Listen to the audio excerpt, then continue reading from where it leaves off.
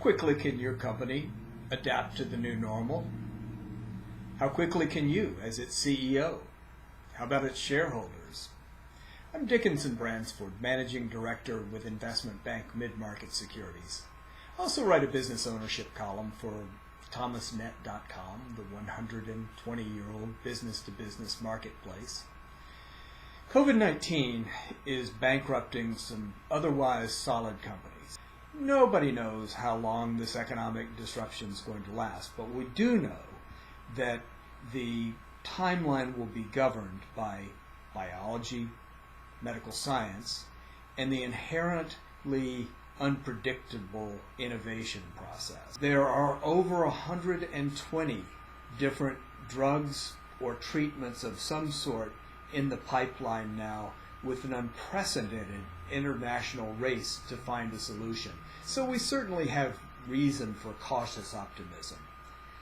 I wrote an article titled, "Has the M&A Market Caught a Virus Too?" in which I said that most in the finance and economic communities are not really expecting a substantial recovery this year.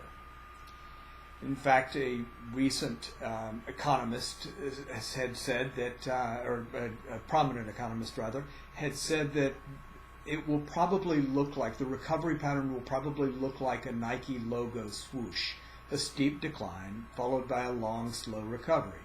And in fact, a finance industry newsletter April readership poll showed that most people expected exactly that, the Nike swoosh recovery pattern. All this uncertainty has become our new normal. And companies either need to figure out how to adapt to that, or to put the company in the hands of somebody who will, if for no other reason than the employees' sake or the customer's sake.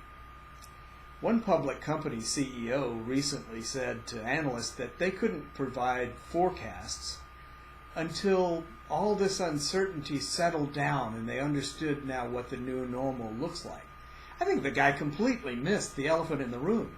This is the new normal. We are living the new normal right now. It is characterized by massive uncertainty and will be by frequent change, as well as the mandate to adapt. It's not a destination. It's a path, albeit a steep, rocky, wet, and slippery one. What are the skill gaps in your management team? Do they have what it takes to conceive and drive radical change, if in fact that's what's necessary to keep your business on solid footing? Do you? The worst outcome for non-operating shareholders would be for operating shareholders who lack the personal health, energy, or skill set to operate the company through intense adversity and then return it to growth, fail to do so and lose it to COVID-19, when possibly other ownership might have been able to keep it afloat. In nature, it's not the smartest who survive. It's not the strongest. It's the most adaptive. If your company needs debt or equity capital, or you're contemplating selling the company or merging it or even acquiring others, please get in contact with me. We have numerous relationships with companies looking to lend to, invest in, or acquire other companies. I can be reached through the Mid-Market Securities website, mmsib.com,